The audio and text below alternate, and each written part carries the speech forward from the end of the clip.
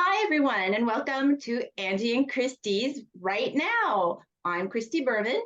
I'm Angie Sandro. And today we have a very special guest. As you can see, by the way, this is our Halloween edition, our Halloween debut, actually. This is the debut of our new, seriously, we picked Halloween to debut in these costumes. So good luck looking what we look like. Like, we have no idea. But anyways, our guests today agreed to participate in our Halloween, and it also came in costume. So thank you very much. Our guest is a multi-genre author who lives with her family in the American South. And in her stories, she likes to mix the fantastic with the ordinary. And she comes up with complex characters and raw situations that speak beyond age, background, and time. And she loves spending time at home with her fur babies. And when she's not dreaming about or plotting against her characters, she enjoys reading and living in the moment. She's the author of Frayed, Sold Out, and Tin Moon. Please welcome to our podcast, Blakely Chorpenning. Yay! Hello. Thank you for having me. Blake, is there anything else that you'd like to tell our listeners about your life in the South? No, I've always lived in the South. I was born in Texas, and then we moved to Virginia, and then in high school we moved to North Carolina. Nice. Very nice. I love the South. Very nice. And how many fur babies do you have at this moment? Ooh, I think we're up to 11. Yeah,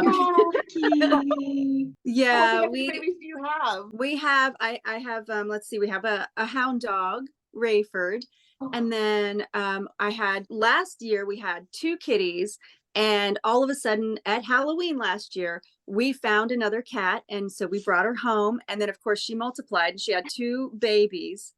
And so we have five cats that are all, indoors and all under 3 years old.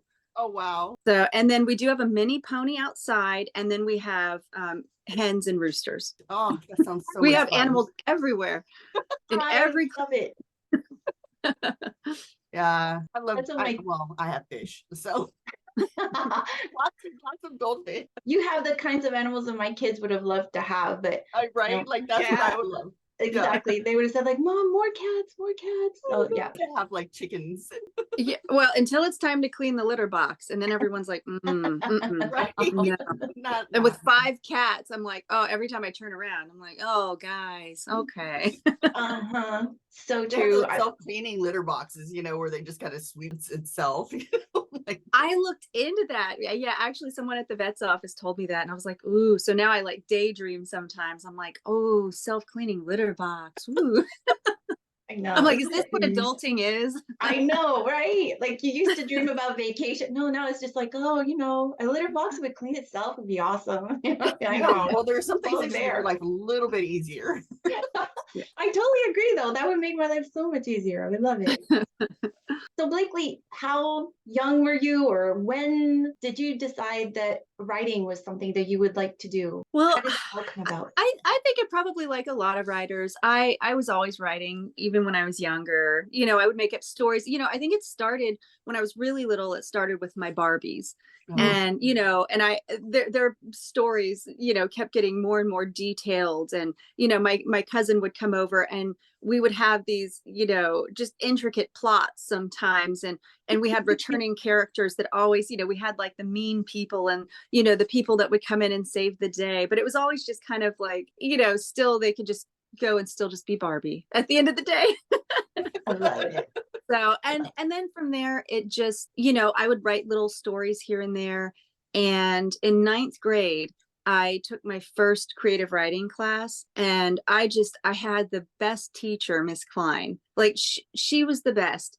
And she really opened up my eyes. She would bring in movies for us to watch. And then she'd be like, okay, just write about anything you want. Or sometimes, she would be very specific. Okay, just write a paragraph about this. And after a while, I really started to get my footing as a writer. And I felt more and more comfortable writing, because I kind of feel like I was super, super shy growing up. And sometimes I still might be. My family and friends would laugh at that right now if they heard that. But I kind of feel like that's my filter of like how to take in the world around me, and also how to give something back to everybody. I'm not always the greatest person like in person, but that's kind of my way of showing everyone like I see you, I care, and I want you to do well in life. I want everybody to be happy and know that they're strong and can get through anything. So this is kind of my way, I might stumble, in person. So this is my way of sitting down and showing people through characters and situations like, you're seen. Oh, I love Love that. that. And we've never heard that from an author, but it's so No. true, right? Like authors, we write because it comes straight from like inside of us. And I love what you just said. That's like enlightening. So true. So true. So Yeah. does that mean that you base some of your characters on the people that you meet, or are they a mishmash, or?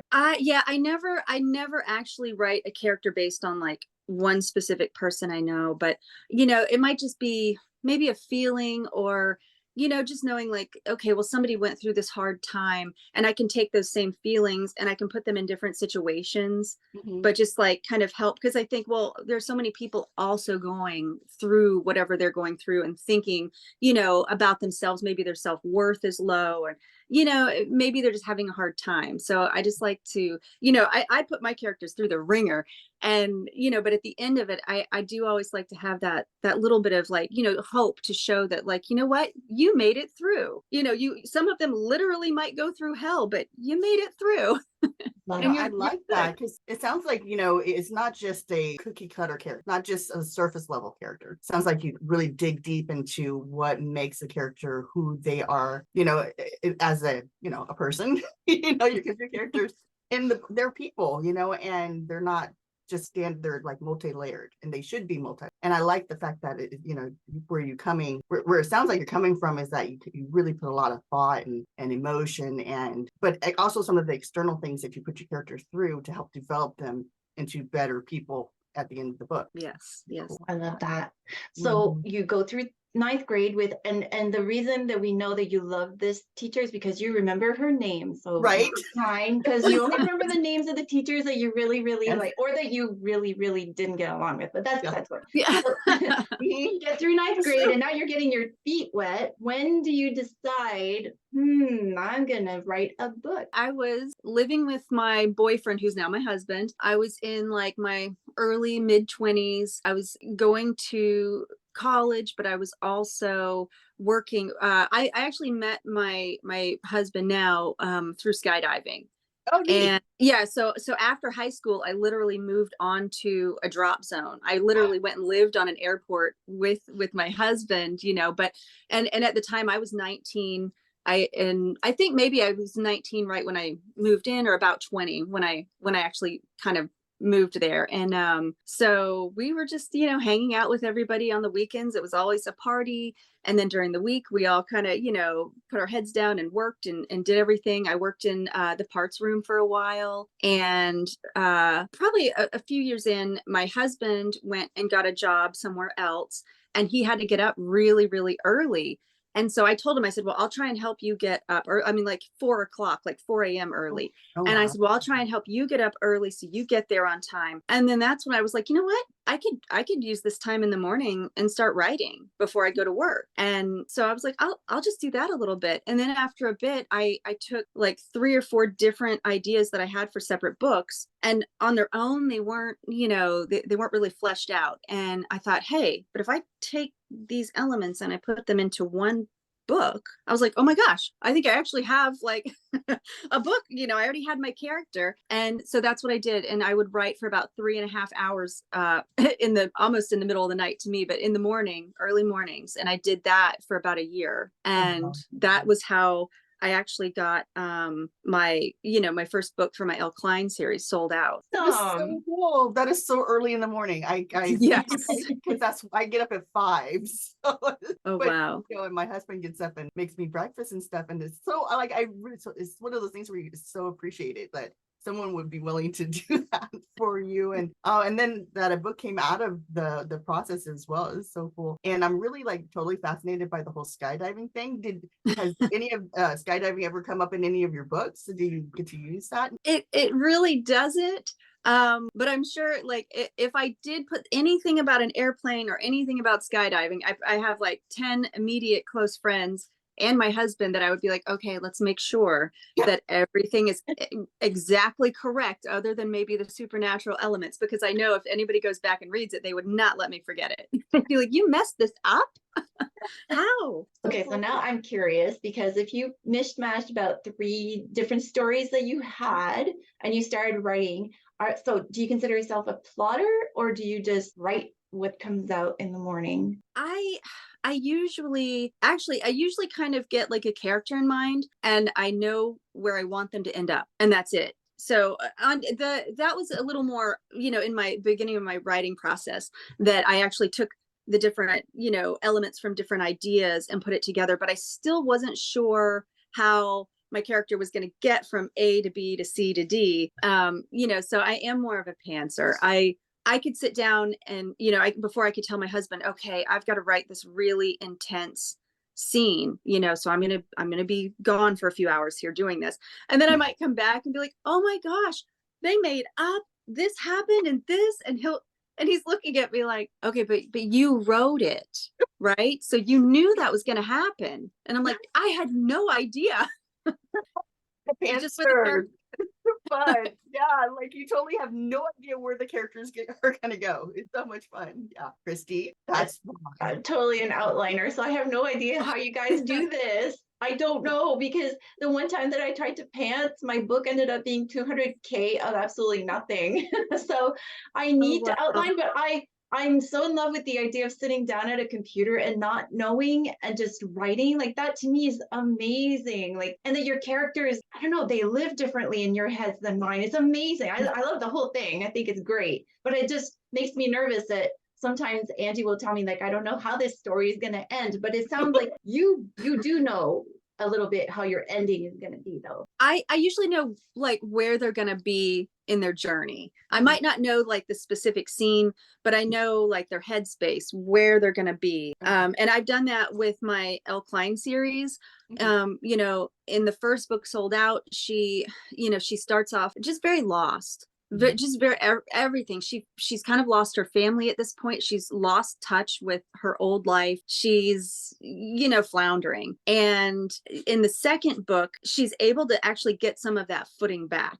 She has to go in strong. She has to help her friend, and I feel like she really kind of like finds herself. Like, she really discovers that part of her, that she's like, hey, I can do this. I can keep going because now I want to. Now I have a purpose. I see it. And now I'm motivated. I am writing the third book. I'm just working on it a little at a time, because I will say, now that I'm in the third book, I do find myself writing certain notes, because there are certain things I don't want to forget, or certain things that need to be tied up from the first and second book. And I don't want to let anyone down. And I don't want to like overlook it and have everyone go, okay, but what were you thinking here?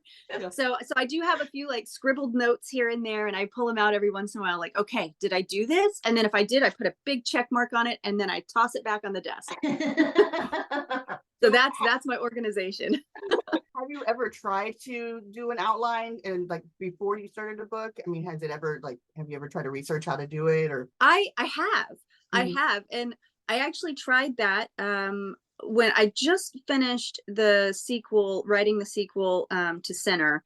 And when I first started that, I was like, oh, I'm going to do this. I'm going to write down everything from the first book. And then from there, I'm going to go through and I'm going to write down like things that need to happen and I wrote it, I went through and I did commit to it and I did it. But then when I sat down to write the book, my notebook with all of those notes just sat there, and I didn't even open it. And I'm like, oh, wow. But I felt still prepared, because I felt like, okay, I had the main points in my head that I did want to like convey through the book. And I feel like I did meet those requirements. Well, because a lot of times, like pansters, we like plan it out in our heads. We don't write it down, but we know where the journey is going to take us. Yes. So it's not on paper. Because I think just for me, like writing it down makes it boring. I've written it down. Okay, I'm done now. Like I don't need to write a book because it's already written down. That's kind of how I feel. I agree with that. I agree. And then I feel like, well, now it's outlined and now it's there. And I'm like, well, what else is there? Right. see So parts I'd of rather that, though. experience it with the characters. Yeah. Definitely. Well, Like, and I mean, that's the my thing, like, outlines are 7 pages long sometimes, so I can see where you would think that it's, but you know, your characters always surprise you a little bit for sure. oh, that's, Yeah. yeah, they do tend to They come out. surprise you guys a lot more than me, though. That's Oh, yeah. Oh, who's the murderer? I don't know. Like, eventually I'll find out, like, eventually, Yeah. which may That's not very true. always be a good thing. incredible. So I have a question about genre. How did you pick that one? Like, how did you know that you were going to be spec fiction, that you were doing paranormal? Like, where does that come from? Is that what you read? Is that what you prefer to read? Or I just I think it was just I don't know, I'm kind of a mashup because I'm very much a book person, I'm very much a movie person, a play person, and I just, when I started writing, I guess I just always thought, well, I want there to be something, I want everyone to be able to, connect with the characters, but I always want there to be maybe a surprising element or something that they can go, oh, okay, well, they're the same as me, but yet they're still in this wildly different situation, but I can still sympathize with them, and I feel like it just really kind of helps create that connection of someone going, you know what, okay, everybody's different from me, but I can still sit here and really want to root for them to win. I love it. You're preaching to So the when you choir. were on your, sorry, what were you No, gonna say? it's okay. I was just telling her she's preaching to the choir because paranormal, spec, fantasy, all here. Yep, they're I right. know I can't even, I've tried to do, okay, I can't even say that I've tried. The idea of doing a contemporary novel with no magic, no fantasy elements at all, it just, ooh, like, I just can't even, like, even though I think that maybe it might be fun at some point to do that, I just, I know that I would throw in a ghost or some sort of something in there. I just couldn't do it. I couldn't contain myself. Well, I kind of thought that too. And then when we were in kind of the height of the pandemic, I sat down and I did write some romance, and there were no ghosts, there was nothing in there, and it turned out a little Jerry Springer-ish, I will say, because I thought, well, I mean, if you don't have this, then you have to have, It's the kind of drama. crazy. Yeah, you need to have like the crazy parts of real life going on. But I still, every once in a while, like, I would sit down and I would do something and I would be like, oh my gosh, wouldn't it be really cool if, like, a hand, like, popped out from like under the bed, and I'm like, okay, I need to switch over and start writing paranormal for a while. I'm like, oh, okay, no. So I think what happened with my contemporary. All of a sudden there'd be something weird. It's like, oh no, I can't do that. What influences your ideas? Where do you get inspiration? Well, like I said, I think everybody around me, just people just working hard, just trying to be people and trying to do that together as a global community. But I also do, for some of my scenes, I might have like a dream, and so I'll incorporate, especially in Sinner, there are a lot of like gory moments and weird things, because not only is Sinner about vampires, but it also has like a ghost story element. And so a lot of the pieces from the ghost story element of it, I actually got from dreams, and I would wake up and be like, oh my gosh, that was so weird and gross, and I'm like, oh, that's perfect. Oh, that's perfect. I was like, I'm going to fit that in there, like down to sometimes the description of the, supernatural entity that's like kind of stalking her. Wow. So were you having the dreams before you started writing the story, or as the story was progressing, you would have the dream and then incorporate it into the story? I would say it was a little bit before. I actually, because for Sinner, even though, like I said, I kind of based it a little bit off of like the 80s vampires movies, where you have like just these mysterious creatures that are around you and you're trying to like figure out this new world, but yet, and you get little answers here and there, but there's still so much that you don't know. But at the time before that, I've lost a few close friends, and I just had that in my head of like, okay, well, now I only see them in my dreams. And, I'm a very vivid dreamer, and I've spoken to one of my friends who passed away a few years ago. I've spoken to her more now than I did in maybe the last 10 years, and sometimes it's just like old times, but other times, I can see that I've changed her, or I've changed these elements. And so I started thinking, well, what would happen if something came back, but it was different. And it was more of that idea of like, okay, when you take the idea of a person who's no longer there, how long does it take before your psyche twists and changes that around and creates something that was totally not of that person? That is Wow. so So interesting. kind of- I love that question because Oh my that just gave me shivers. Like I'm I a little bit like know, me too. that's I'm like, oh my God. And this is in center? That's in Sinner. Yeah, Ooh, that's okay. there's I just finished writing Saint, Okay. which is the opposite of that. But yeah, in Sinner, there's something wild wrong with Alice. And the reader knows this from the beginning because, you know, she's scared of nightfall. She doesn't want to leave the house. She wants to keep her family close to her where she can see everyone. She doesn't want to like go to her bedroom. It's from the beginning. It's very apparent that something's wrong. And so as she's slowly transitioning into a vampire, which right now she doesn't know in the beginning that that's even what that is, there's also something in the darkness that is like stalking her, and it's just relentless, and it won't let her rest. very cool. Yeah, totally. I kind of stopped breathing for a little bit there because it's like, you know, I really love when there's a goodness, like where the characters are like undergoing some psychological, you know, oh my gosh. Okay, I'm sorry. I just got like fangirling again because I love you. But and I have yeah. So yeah, I definitely want to read this book. Yes. Of course, I got the other books left. We all have the pile. I know. I was like, wait. I was like, because I remember I had read your book. I was afraid back in when I first met you, Yes. and I loved it. Like loved it. And I was like, just a couple weeks ago, I was like, oh my gosh, I haven't talked to her or like, and so I was like, okay, let me look and see if you have anything new out, and you do. Hallelujah. And yeah, so everyone, yeah. Okay, so we're gonna go back to the story, and I'm gonna stop gushing because you know. No, keep gushing. It's all good. It's all good. Yeah, I was gonna say, fine, it's fine. But I'm curious, so how long now that you've had a few books under your belt and you're more used to the way that you write and everything, like how long about does it take you to write a book? Oh, I'm definitely a slow writer. I wish I could sit down and speed write in a month or two a book. But I just can't. So, and it depends too what's going on in like real life and everything. So, but I just finished the Sinner sequel, Saint, and that took me a few months to do. So that was probably at least 6 months, but it was 6 months of also putting it down for a few weeks and then coming back to it for a few weeks, and you know, kind of that off and on. And then every once in a while I'll hop into another story. I'm like, ooh, maybe let me just work on this one today. You know, so I always at any time have about 8 or 9 manuscripts that just circling my desk. And so when I really am not sure which one I want to like really commit to and focus on, I just kind of hop between all of them. And so that it can just be a waste of time sometimes, in that sense of like, I feel like I'm not really making a dent in any one of them if I do that. So I do try to like, I might do that just for a few weeks and then really focus and say, okay, which one is really speaking to me? And then that's the one I'll commit to and sit down and really work on. I like it. So when did you realize that you wanted to let your books go into the world and, you know, be available for everyone to read?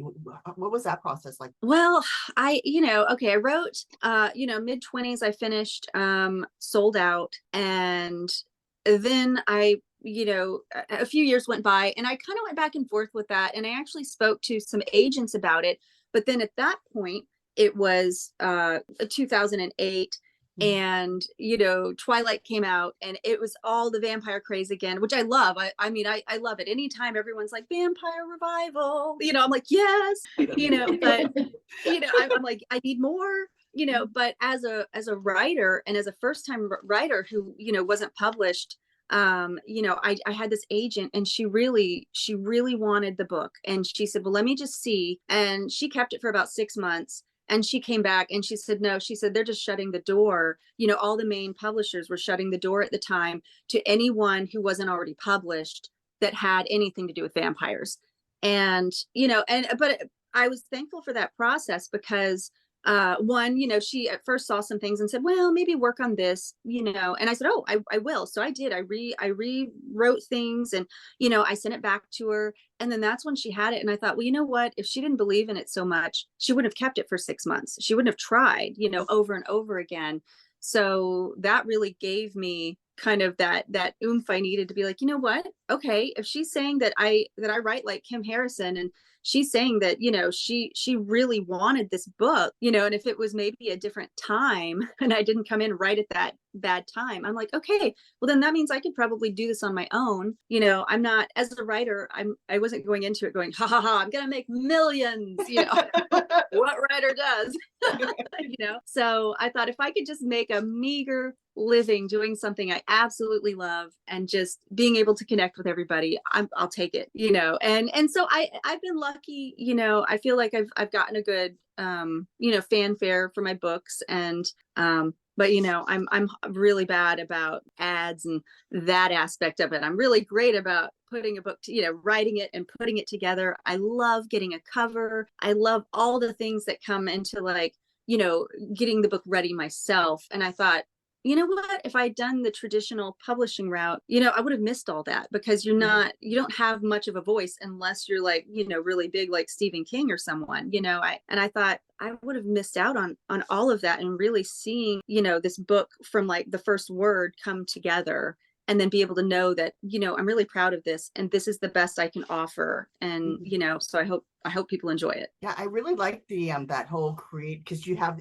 total control over the creative process. You have total control over everything that goes into your books, like you cover, like everything about that. And I really, really like that, because sometimes with traditional publishing, you don't have any control. Like these are your covers, this is your blurb. You know, you're like, okay, you know, and hopefully, like, I was lucky. I like my what I got from my publisher, but then I think the appeal of being able to do it yourself, I mean, I really feel that too. And so, oh, I really feel that right now. Definitely. Well, but it is a double-edged sword, because then on the other side, it is just me, and I'm going to make all the mistakes. You know, I'm going to look past errors and then go back and go, oh no, I didn't do this right, and have to like fix it. And then I just have to hope that, you know, the readers kind of hang in there, and they're like, okay, it's okay. It was a learning, you know, curve for everyone. You know, so, and with, you know, a bigger publisher or with another publishing house, you know, they already have those people that have long ago made those mistakes, and they're not going to do it again. So, you know, so there are pros and cons for both. Yeah, there definitely is. Yeah. But there is something to be said about being able to use your title, the one that you like, and all of that. So I like it. I think it's good. Yeah, it's really hard to know. Like when you, as a new author, you know, you kind of have this book and you're like, you want the best for it, and you just don't know, hey, which route to take. And sometimes you can do both. Like you can take it, you know, you try and get it traditionally published, and if it doesn't work out, see if you can, you know, self-publish it, and if that's going to be, you know, where you want it. And then the next book is a completely different situation where you can just make those decisions based on the book itself and what you're wanting out of your experience. Yeah. I find myself really looking into like the hybrid publishing. You know, I've watched some of the authors with that, and just seeing how they kind of, you know, go between and handle that, and having, you know, kind of some of the books might be, like you said, through a publisher, some might be on their own, or, you know, they might have the paperbacks through the publisher, and then they have like the ebook rights, and they're doing that themselves. So, you know, that really appeals to me too. But, you know, right now I'm enjoying what I'm doing, and we're just kind of, you know, taking it a day at a time. So we'll see where I end up in 10 years with that. I don't know. That's the fun of being writing, a writer. You know, that's right. Like, yeah, I like it. I like that a lot. Okay, one quick question before we have to switch over to something. But so how do you, knowing now that you do everything yourself like that, like, so do you have a critique group? Do you have beta readers? Do you have an editor? Like how do you set up for all of that on your own? I actually do not do the critique readers. I do have my cousin Carly.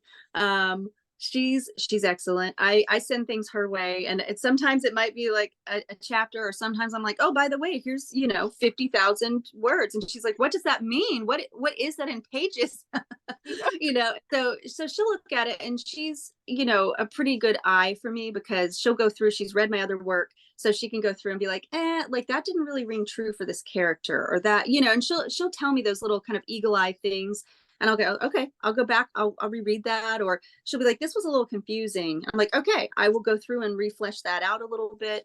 And so that's kind of as far as I go with the writing groups and stuff, because I guess I really am like, well, I have it in my head a certain way, and I feel like if somebody comes in and then they're like, oh, like, let's maybe do this, and and they want me to like change everything or switch it around, I'm going to be like, oh, I respect you, but so I've just found that I really enjoy kind of sharing it with a few people, like my cousin. And then from there, I make those little tweaks, because as I write, I'm actually editing at the same time. And that probably adds into why it takes me so long to finish a manuscript, because I just naturally tend to, when I sit down, I'm going to read what I wrote the day before. Okay. And I'm going to go through and sometimes if I'm at the end of a chapter, then I'm going to go through and read that whole chapter to really get back into it. And then, carry on from there. So, and I'll make my changes. So then at the end of it, I don't have too much to do when I'm actually done with the manuscript. I'll just go back through and kind of tweak things here and there, and then I'm done. So, but I do have an editor. An editor, Faith Williams, and I just started working with her the other year, and she has been maybe 2 years now, but she's been excellent. So I did have her go back through my back, catalog and go through everything. So I'm like, just anytime you can fit it in. Nice. So I feel much better now. I feel like my work is really elevated, because while I'm like really great at editing other people's things, of course, all of us, we just kind of see past the words when it's our own stuff. And so I miss a lot when it's my own. That's true. And it's nice that you were able to find an editor that you really respect and trust to do your project. I can't even talk today. I don't even know what's wrong with. It's Halloween. It's all the candy. It's okay. Maybe. I think it's the makeup.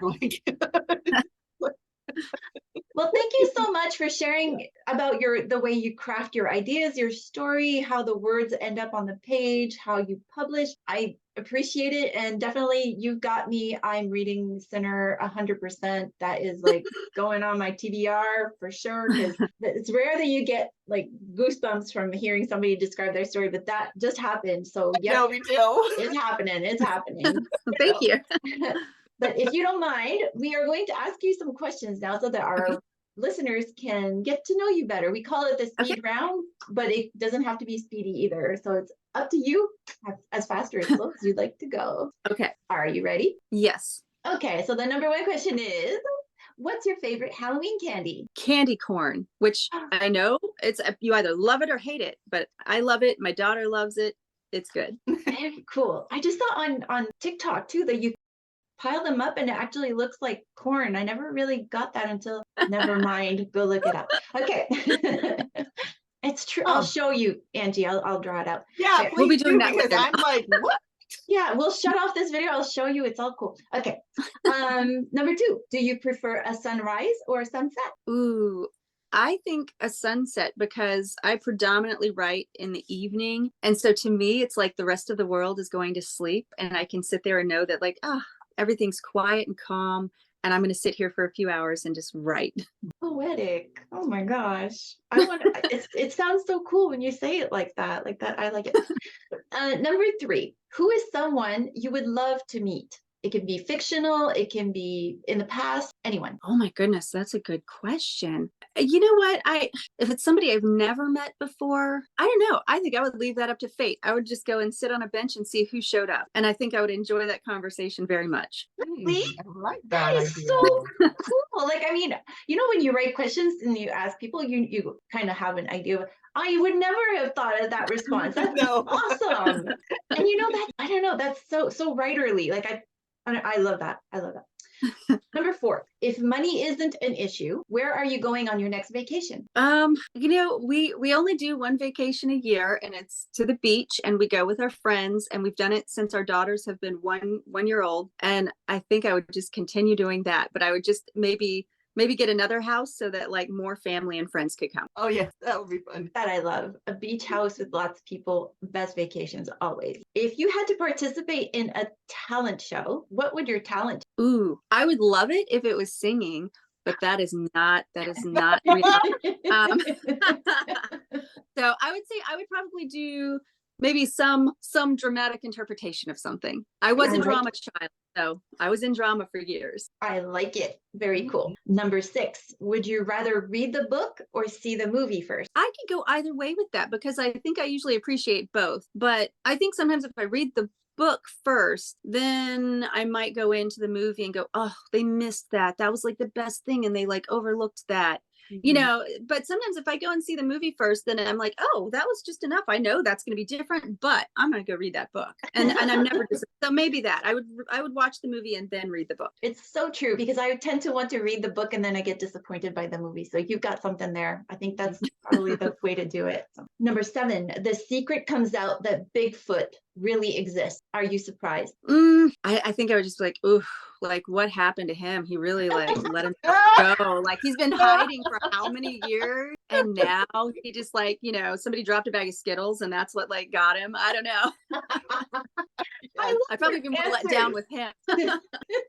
That's so cool. I love it. Oh my gosh. What is your favorite thing about autumn or fall? Ooh, I have to work hard on that. I'm a summer baby. I love summer. And I told everybody this year, I said, I'm not going to complain about autumn and winter coming. I said, I'm going to try and like find like the positives. And so I've been like, I pulled out my sweaters and all of my big clunky dresses and all of my big shoes. And I'm like, I'm just going to layer up. I do love layers, even in the summer. I will wear layers and people could look at me and think I'm going to die just looking at you in like 5 layers. So I was like, you know what? I will just embrace the layers this year.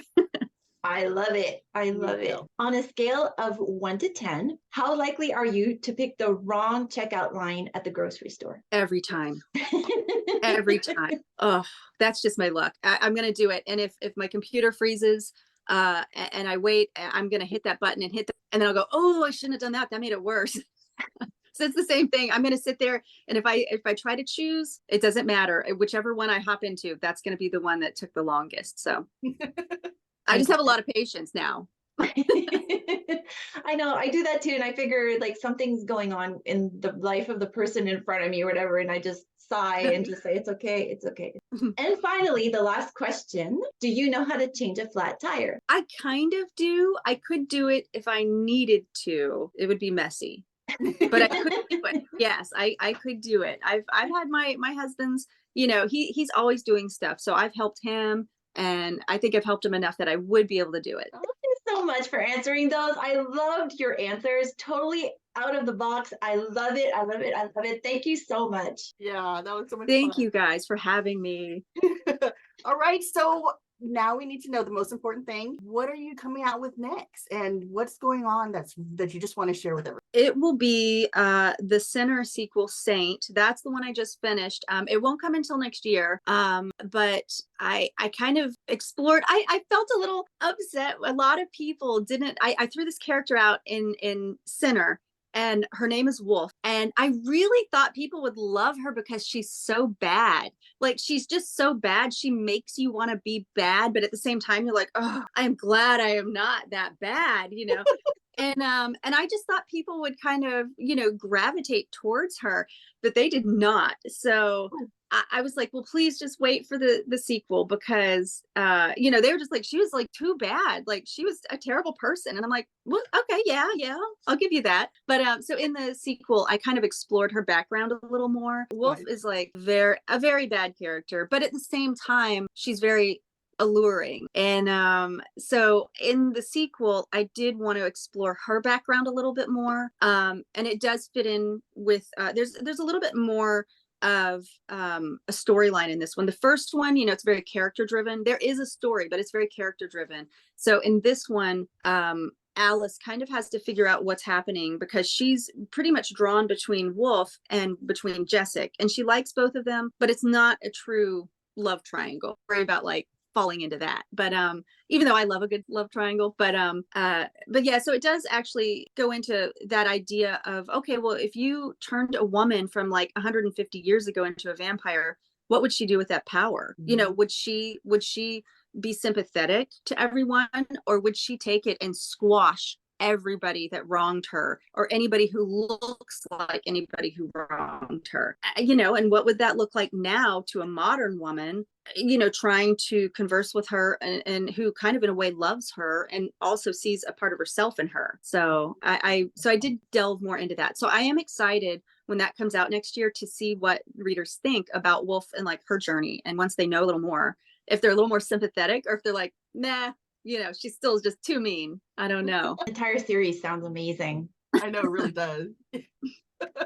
It's very gory. I loved it. I loved it. I sat there. I'm like, oh, what could I make super, super, extremely gory? The second book does have ants, and that's all I'll say, but lots of ants. Mm. Ideas popping in my head right now too. Like with that particular. We've been forewarned. I know, right? So Blakely, we really thank you. So can you share with everyone where they can find you on the internet? I'm on Amazon. All my books are on Amazon. I go back and forth, to other avenues like Barnes and Noble or Smashwords or any of like the, Apple. But and then I'm mostly on, I would say, Twitter. I'm very bad at social media. Like I want to talk to everyone, but I lose track of time. Like my family jokes that my clock is broken. Like I was born with a broken internal clock. So I could be like, oh, I'm just going to take a few days. And then I 2 months later, I pop up and I'm like, whoa, I'm sorry. It's been 2 months. I've been like writing and just out doing stuff. So, but yeah, so Twitter, and I do have a Facebook page. I'm very bad about going on there and updating it. But so I would say mostly like Twitter, Instagram, or no, sorry, not Instagram. Oh, I'm trying to think. What is it? It's not Instagram. Oh my gosh. Well, you can look online and it'll be if you go to Amazon, I have everything listed, or to my website, everything's listed on there of where I'm at. Perfect. So I pop up and down on certain stuff too. I'll be like, let me try it. No. And is your website Blakely Chorpenning? No, it's Indiscriminate Rights. It's a blog website. So I didn't use an official website. So I think it's Indiscriminate Rights at like blogspot.com. Okay. Perfect. So I will send that to you. I'll check it out. I'll double check. We'll put it in the description box below for everyone to look at. Absolutely. Thank you so much. Oh my gosh, you made our debut of Angie and Christie Right Now interviews. We have to come up with a little title but you made it so much fun, and we really appreciate that you came on today. Thank you. And so like everyone, this is our first foray. Hopefully everything will go smoothly. We'll get better, get more amazing authors to come on. Maybe Blakely will come back out here and join. I love that. When Saint comes out next year, because we would love to let everybody know about that book again. So for sure. If you really enjoy these videos, please like and subscribe. Yeah, give us a 5-star review if you can. We can be found in the algorithm. So we really thank you so much, Blakely. And again, like all her information is going to be in the description box below. Thank you so much. Thank you, and we'll see you next time. Bye. Bye.